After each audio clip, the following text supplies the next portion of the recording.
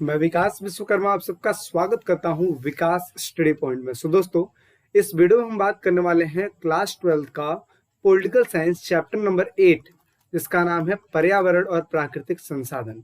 देखिए, ये जो चैप्टर है आपका, इस चैप्टर से भी कहीं ना कहीं 6 नंबर के क्वेश्चन बनते हैं, तो मोस्ट इंपॉर्टेंट है। तो जल्दी से हम देख लेते हैं कौन कौन सा इसमें इंपॉर्टेंट क्वेश्चन है। ठीक है, साथ ही साथ मैं बता दूं, इस वीडियो को जो भी बच्चे देख रहे हैं, चाहे वो न्यू देख रहे हैं, चाहे वो बच्चे जो मेरे ऐप से पढ़ते हैं उसके बावजूद भी इसको देख रहे हैं, तो मैं बता दूं, जो बच्चे मेरे ऐप से पढ़ते हैं उनके लिए प्लस पॉइंट है। जो बच्चे न्यू देख रहे हैं, मैं कोशिश करूंगा कि हर एक चीज को कवर करवा पाऊं ताकि उनको भी फायदा मिल पाए। ठीक है, क्योंकि यहाँ पे इंपॉर्टेंट क्वेश्चन करवाने के साथ साथ मेरा उद्देश्य ये होता है कि बच्चों को हर एक चीज समझ में आए और पूरे सब चैप्टर की नॉलेज हो। यानी कि इंपॉर्टेंट क्वेश्चन की वीडियो भी देख लेते हैं तो उनको पूरे चैप्टर का आइडिया मिल जाएगा कि क्या से क्या चीज है।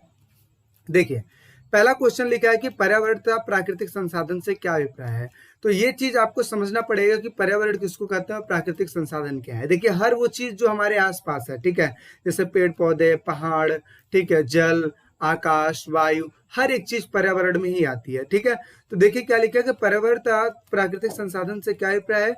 पर्यावरण की डेफिनेशन अगर देखें तो हर वो चीज जो हमें चारों ओर से घेरती है उसे पर्यावरण कहते हैं। अर्थात हमारे आसपास के वातावरण को ही पर्यावरण कहा जाता है। जैसे एग्जाम्पल के लिए भूमि, जल, पहाड़, मैदान, खनिज पदार्थ, पेड़ पौधे, पशु पक्षी, जलवायु इत्यादि। यानी कि कहने का मतलब ये है कि हर वो चीज जो हमें चारों ओर से घेर के रखती है वो सब का सब पर्यावरण में आती है। अब हम बात कर लेते हैं प्राकृतिक संसाधन क्या होता है। हर वो चीज जिसका हम उपयोग करते हैं संसाधन कहलाती है। अब क्या उपयोग करते हैं, किन चीजों में उपयोग करते हैं, जैसे देखिए, हर वो चीज जो हमें प्रकृति से मिलती है और उसे प्राकृतिक संसाधन कहा जाता है। जैसे पेट्रोल हो गया, डीजल हो गया, लकड़ियां हो गई, फल हो गया, फूल हो गया, जलवायु हो गई, प्रकाश हो गया, इत्यादि ऐसी चीजें हैं जो हमारे पर्यावरण प्राकृतिक संसाधन में आते हैं। ठीक है ना, तो आई होप सो आपको दो चीज क्लियर हुआ होगा, एक पर्यावरण और दूसरा प्राकृतिक संसाधन क्या होते हैं।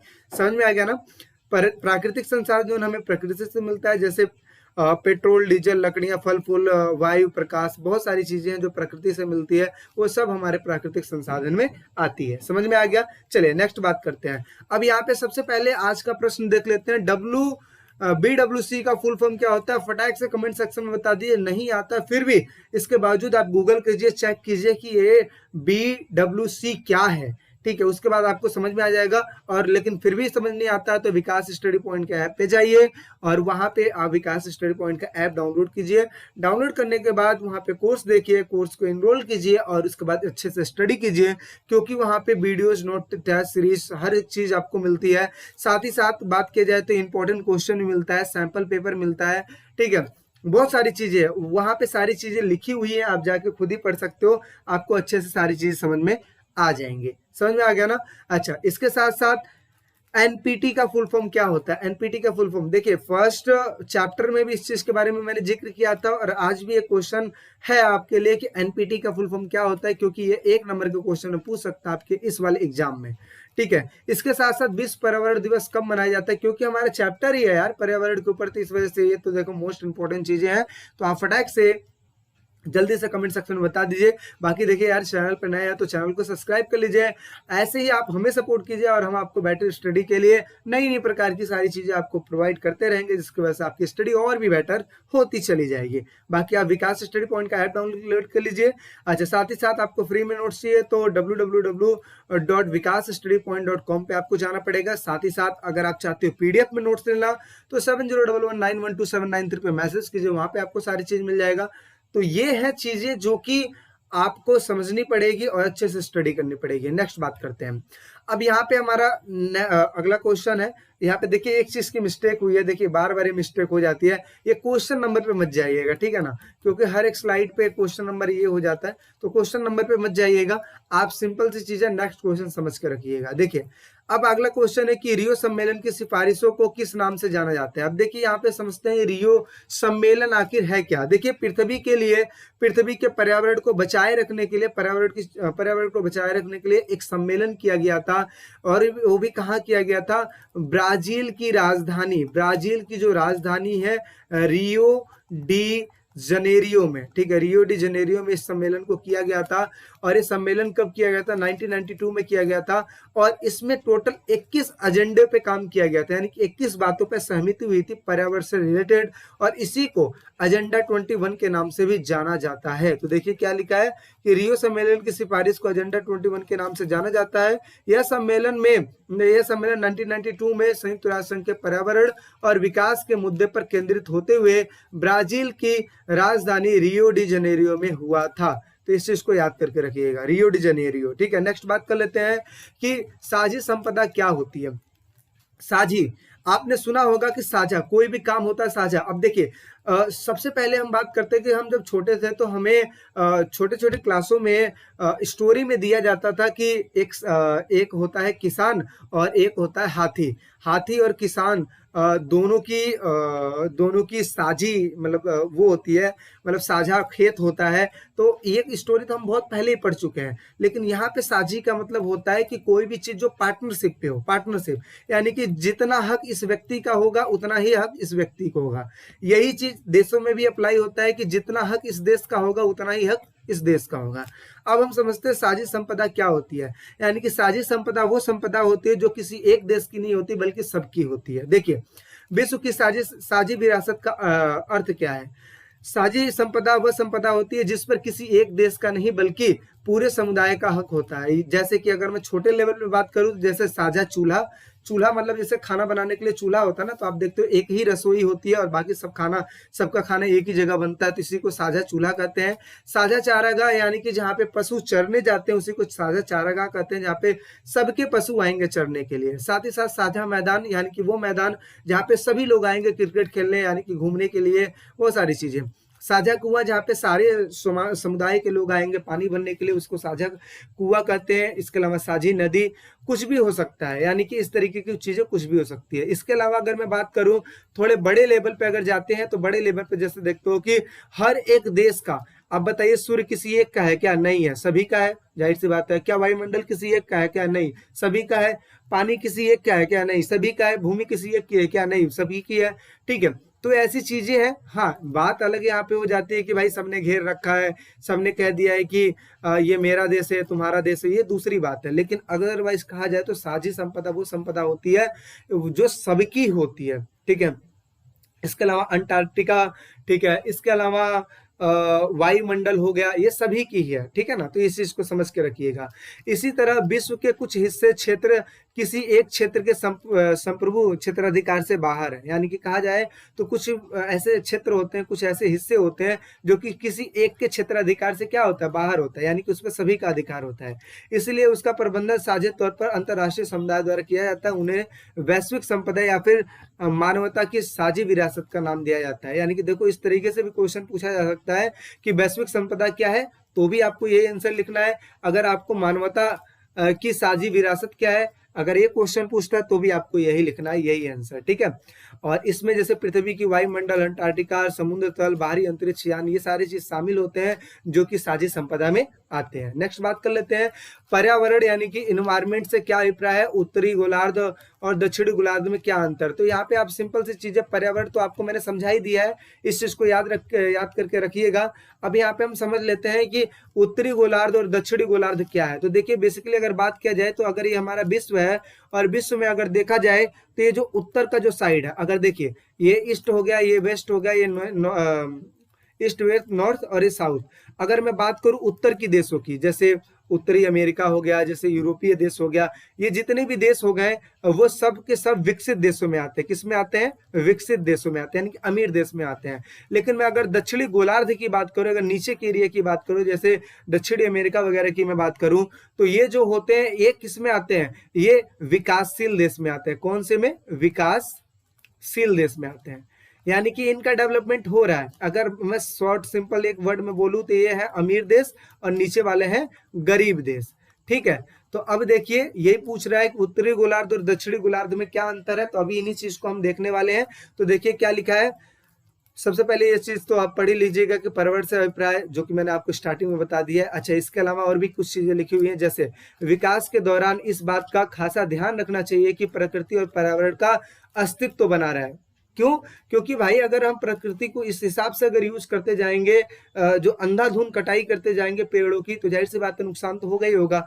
तो इसी वजह से ऐसा हमें काम करना चाहिए जिसकी वजह से पर्यावरण को कम से कम नुकसान पहुंचे। तो देखिए यहाँ पे पहला पॉइंट लिखा है कि पर्यावरण पर आधारित रियो सम्मेलन में यह बात खुलकर सामने आई कि विश्व के धनी विकसित देश यानी कि उत्तरी गोलार्ध, बताया ना मैंने कि जो उत्तर में है वो अमीर देश है यानी कि धनी देश है, ठीक है, और गरीब और विकासशील देश अर्थात दक्षिणी गोलार्ध पर्यावरण के अलग अलग एजेंडे के पैरोकार है। नहीं, यहाँ पे छोड़ो ये चीज, ठीक है, यानी कहने का मतलब है अलग अलग है, ठीक है ना।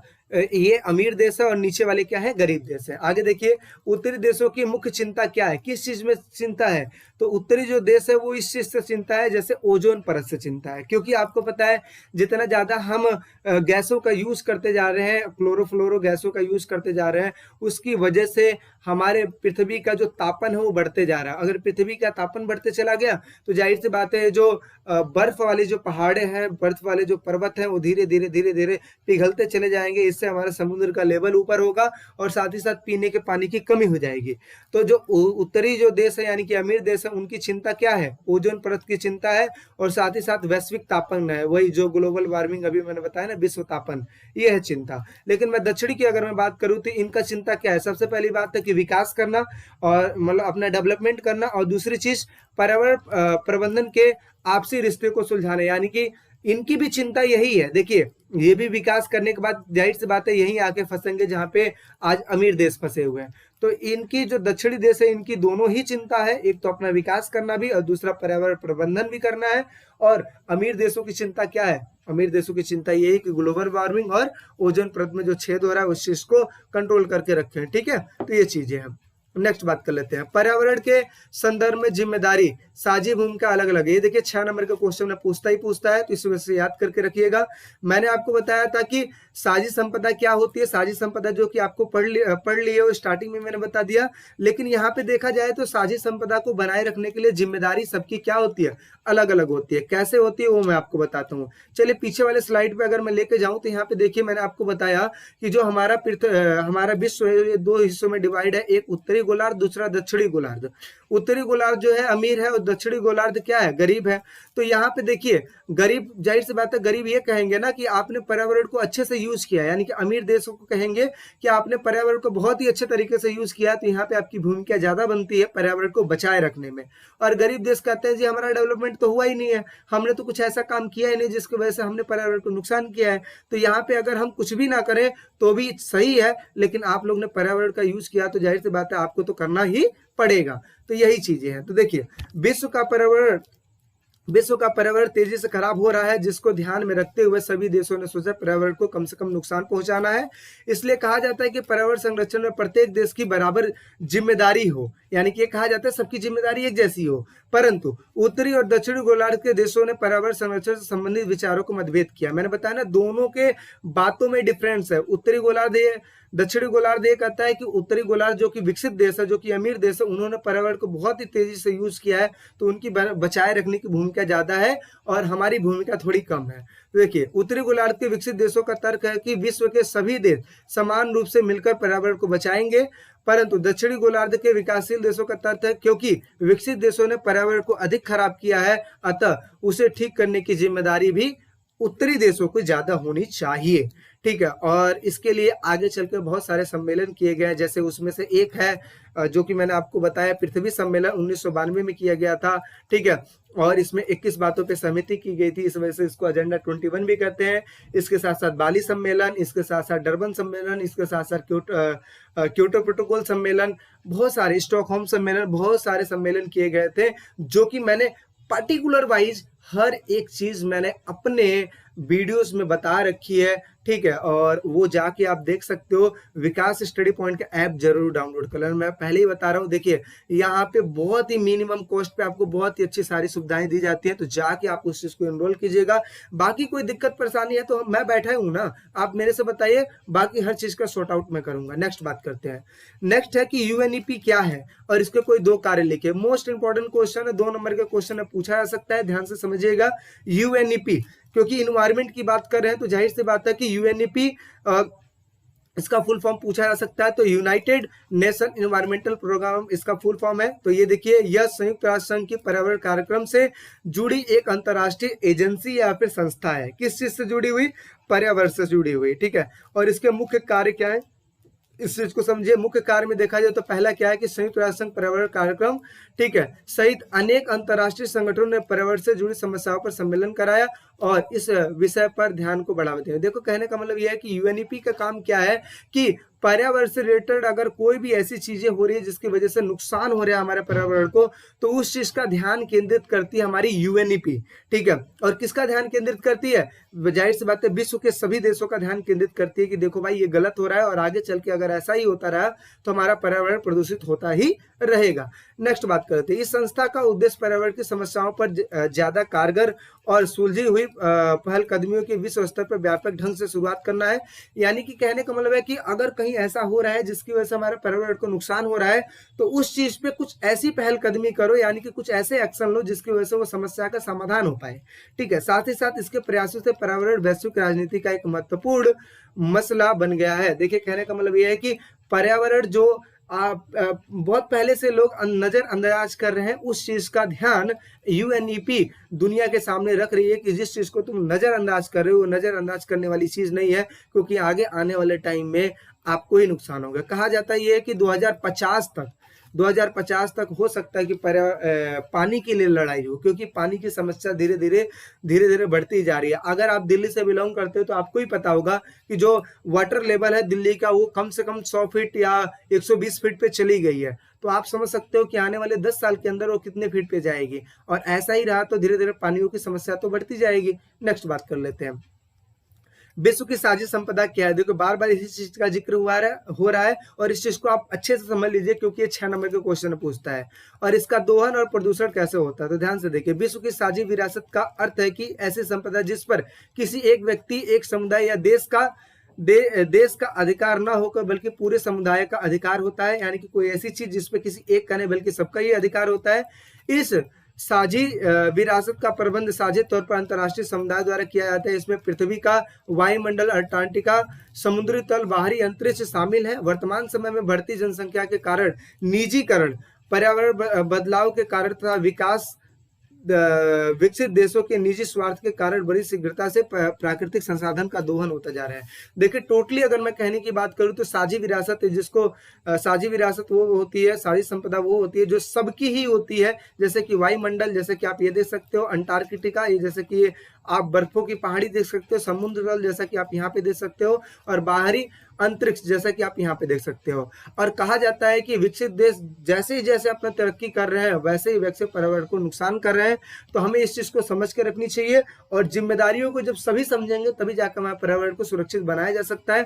इस चीज को समझ के हमें रखना पड़ेगा। नेक्स्ट बात कर लेते हैं, आगे हम देखते हैं कि वैश्विक पर्यावरण की सुरक्षा से जुड़े मुद्दे 1990 के दशक से विभिन्न देशों के प्राथमिक सरोकार क्यों बन गया। तो यहाँ पे कहने का मतलब ये है कि 1990 का जो दशक है, 1990 के दशक से ही अगर देखा जाए तो पर्यावरण के मसले को लेकर सभी देश एक्शन में आ रहे हैं। यानी कि अभी इसमें हम बात करने वाले हैं कि कौन कौन सी ऐसी समस्याएं हैं जिसकी वजह से 1990 में सारे देश परेशान होते जा रहे हैं, ठीक है। तो इस चीज को देखिए, तो पहला लिखा है कि वैश्विक पर्यावरण की सुरक्षा से जुड़े मुद्दे 1990 के दशक से भिन्न कारणों से देशों के प्राथमिक सरोकार बन गए हैं।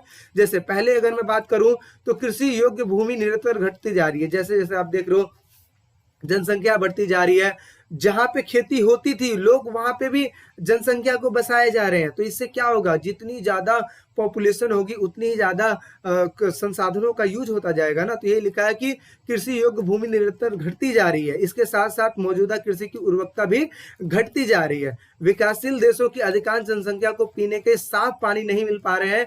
विश्व स्तर पर कई स्थलों पर जल युद्ध जैसी स्थिति बन गई है। यानी कि कहा जाए तो कई सारे ऐसे जगह है जहाँ पे पीने का पानी मुहैया नहीं हो पा रहा है, और साथ ही साथ कहा जाए तो आने वाले टाइम में हो सकता है कि युद्ध हो, और कई ऐसे जगह जहाँ पे पानी की वजह से युद्ध भी हो रहा है। आगे बात करते हैं, विश्व विश्व तापमान के बढ़ने से समुद्र का तल धीरे धीरे बढ़ रहा है। जैसे मैंने आपको बताया ना, तो इस इमेज में देखिए कि जैसे जैसे ये बर्फ की पहाड़, जो बर्फ का जो पर्वत है, धीरे धीरे अगर ये पिघलेगा तो जाहिर सी बात है इस चीज का लेवल बढ़ेगा कि नहीं बढ़ेगा, तो सिंपल सी बात है बढ़ेगा। तो जब बढ़ेगा तो आसपास के जो समुद्र के बगल में जो शहर बस रहे हैं उनको वहां से विस्थापित होना पड़ेगा, क्योंकि वहां पे बाढ़ आ जाएगा। तो यही चीज है। तो विश्व तापन के बढ़ने से समुद्र का जो जल स्तर है वो बढ़ रहा है, जिससे बहुत से द्वीपीय देश एवं तटीय इलाकों के जलमग्न होने का खतरा बना हुआ है। यानी कि जलमग्न का मतलब होता है वही है कि बाढ़ आ गया, इस चीज का खतरा, तूफान आ गया, बाढ़ आ गया, ठीक है, इन चीज का खतरा बना रहता है। आगे बात करते हैं, ओजोन परत में छेद होने से पारिस्थितिकी तंत्र और मनुष्य के स्वास्थ्य पर बुरा प्रभाव पड़ रहा है। जाहिर सी बात है बुरा प्रभाव तो हो ही रहा है। आगे मत्स्य भंडार घटते जा रहे हैं, मत्स्य वही है, मछली भंडार घटते जा रहे हैं। चारागाह अभी समाप्ति के कगार पे है, चारागाह अभी समाप्त हो रहा है। आगे बात करते हैं, वनों की कटाई से जैव विविधता को हानि हो रही है। वनों की कटाई जो होती जा रही है जिसकी वजह से जैव विविधता की हानि हो रही है। जीव जंतुओं की बहुत ही प्रजाति विलुप्त होती जा रही है। जब वन ही काट दोगे तो वहां पे रहने वाले जानवर कहाँ जाएंगे, विलुप्त तो होते ही जाएंगे, खत्म ही होते जाएंगे। आगे समझते हैं, उपरोक्त परिणामों को देखते ही विश्व स्तर पर पर्यावरण के संरक्षण के लिए पहलकदमी शुरू हो चुकी है। देशों ने भी इनके लिए सहयोग की प्रयास किया। यानी कि कहने का मतलब है कि सारे देश मिलकर प्रयत्न कर रहे हैं कि ये जो समस्या है इसका समाधान निकाला जा सके। नेक्स्ट बात कर लेते हैं। अब समझते हैं पर्यावरण शरणार्थी से क्या समझते हैं, यानी कि पर्यावरण शरणार्थी क्या होते हैं। तो देखिए, पर्यावरण के खराब होने से, खाद्यान्न की उत्पादकता घटने से लोगों द्वारा उस स्थान को छोड़कर कहीं और चले जाना। यानी कहने का मतलब है कि जैसे मान लो कई जगह ऐसे है जहाँ पे मान लो सूखा पड़ गया, जहाँ पे मान लो कि गर्मी बहुत है, सूखा पड़ गया, और इसके अलावा जहाँ पे ये भी मान लो कि बार बार बाढ़ ही आ जा रहा है, वहां पर भी फसल नहीं होगा। एक तो वो जगह जहाँ पे सूखा पड़ रहा है वहां पे फसल नहीं होगा, एक वो जगह जहाँ पे बाढ़ ही आ गया वहां पे भी फसल नहीं होगा। तो उस वजह से उस स्थिति में वहां के लोग हैं जो उस जगह को छोड़कर दूसरी जगह पे चले जाते हैं। तो यही है पर्यावरण शरणार्थी कहलाता है। तो देखिए क्या लिखा है कि पर्यावरण के खराब होने से एवं खाद्यान्न की उत्पादकता घटने से लोगों द्वारा उस स्थान से हटकर कहीं और शरण ले लेना पर्यावरण शरणार्थी कहलाता है। 70 के दशक में भयंकर अनावृष्टि से, अनावृष्टि का मतलब होता है सूखा पड़ जाना, अनावृष्टि से अफ्रीका जैसे देशों के नागरिकों को इस प्रकार की समस्याओं का भी सामना करना पड़ रहा है। ठीक है, ये समझ में आ गया। अब नेक्स्ट बात कर लेते हैं, नैरोबी घोषणा के विषय में आप क्या जानते हैं। तो देखिए, नैरोबी घोषणा की मैं बात करूं तो स्टॉकहोम सम्मेलन हुआ था 1972 में हुआ था। 1972 के 10 साल बाद यानी कि 1982 में एक नैरोबी घोषणा की गई थी। अब क्या है इस चीज को देखिए क्या लिखा है। पर्यावरण संरक्षण से संबंधित एक सम्मेलन 1982 में नैरोबी में स्टॉकहोम सम्मेलन की 10वीं वर्षगांठ यानी कि 10 साल बीतने के बाद एक आयोजन किया गया था। इस नैरोबी घोषणा में विलुप्त वन जीवों के व्यापार से संबंधित प्रावधान, अंतर्राष्ट्रीय प्राकृतिक संपदा तथा खुले समुद्र में प्रदूषण इत्यादि से संबंधित प्रावधानों को स्वीकार किया गया था। किन किन चीजों को ध्यान से सुनिए। नैरोबी घोषणा की गई थी और इसमें क्या कहा गया था कि जो विलुप्त वन जीव हैं, जिनको लोग क्या कर रहे हैं, या तो पेड़ों को काट दे रहे हैं और वो विलुप्त होते जा रहे हैं, या फिर वो उस चीज को ले रहे हैं और उस चीज को बेच दे रहे हैं, और बेचने के बाद जाहिर सी बात है जैसे आप देखते हो हिरन पकड़ते हैं उसको बेच देते हैं, तो इनकी संख्या क्या होती जाएगी, कम होती जाएगी। तो इस चीज पे एक्शन लेने के लिए नैरोबी घोषणा की गई थी। साथ ही साथ बात किया जाए तो अंतर्राष्ट्रीय प्राकृतिक संपदा को बचाए रखने के लिए भी बात की गई थी नैरोबी घोषणा में। साथ ही साथ समुद्र में प्रदूषण, जैसे हम देखते हैं कि कूड़ा कचरा डालते हैं जो नदियों में हम फेंक देते हैं और आगे चल के यही जो चीज है जाके समुद्रों में मिल जाता है, तो इससे क्या होगा, इससे वहां पे रहने वाले जो छोटे छोटे जीव जंतु है जैसे मछली होगी, बहुत सारी ऐसी चीजें हैं जो कि उनको दिक्कत होगी और फिर है वही वाली बात है कि बीमारी फैलेगी। तो इन सभी चीजों के लेकर घोषणा की गई थी और कब की गई थी, 1982 में की गई थी, जिसको बोलते हैं नैरोबी घोषणा। समझ में आ गया। नेक्स्ट बात कर लेते हैं, पर्यावरण से जुड़े कौन कौन से सम्मेलन हुए थे। देखिए मोस्ट इंपॉर्टेंट इनमें से कोई एक ऐसा है जो कि आपके एग्जाम में तो देखने को ही मिलेगा ही मिलेगा, तो इस चीज को ध्यान में रखिएगा। ठीक है, पर्यावरण से जुड़े सम्मेलन हुए थे कौन कौन से, जैसे पृथ्वी सम्मेलन, स्टॉकहोम सम्मेलन, बाली सम्मेलन, डरबन सम्मेलन, स्टॉकहोम क्योटो प्रोटोकॉल सम्मेलन। ये ऐसे सम्मेलन हुए थे जो कि पर्यावरण से संबंधित हुए थे, और इनमें से कोई एक तो पूछेगा ही पूछेगा, क्योंकि आप समझते ही हो कि कोरोना के बाद कितनी दिक्कतें बढ़ गई हैं। ठीक है, बाकी अगर आप चाहते हो इस चीज का अच्छे से डेफिनेशन मिले तो आप जाहिर सी बात है हमारे नोट्स को ले लीजिए। नोट्स में अच्छे से पढ़ेंगे तो हर एक चीज के बारे में इसमें लिखा हुआ है, बेहतरीन नोट्स आपके लिए बताए गए। अच्छा, साथ ही साथ हर एक सब्जेक्ट का नोट्स है हमारे पास। जो भी आपको सब्जेक्ट चाहिए उस सब्जेक्ट को बताइए, हम उस चीज का नोट्स आपको प्रोवाइड करेंगे। हर एक चैप्टर का नोट्स है, हर एक बुक का नोट्स है, जो भी आपको चाहिए मिलेगा। अब बस इतना है कि आप अच्छे से स्टडी कीजिए। बाकी और बेहतर ढंग से आप चाहते हैं पढ़ना तो विकास स्टडी पॉइंट का ऐप डाउनलोड कर लीजिए, वहां पे जाइए, एनरोल कीजिए, बहुत अच्छे ढंग से चीजें दी गई है, अच्छे से समझिए। ठीक है, बाकी मिलते हैं नेक्स्ट वीडियो में। अगर चैनल पे नए हो तो सब्सक्राइब कर लीजिएगा। बाकी वीडियो देखने के लिए दिल से धन्यवाद, थैंक यू सो मच। मिलते हैं मैं नेक्स्ट वीडियो में, टेक केयर, बाय बाय।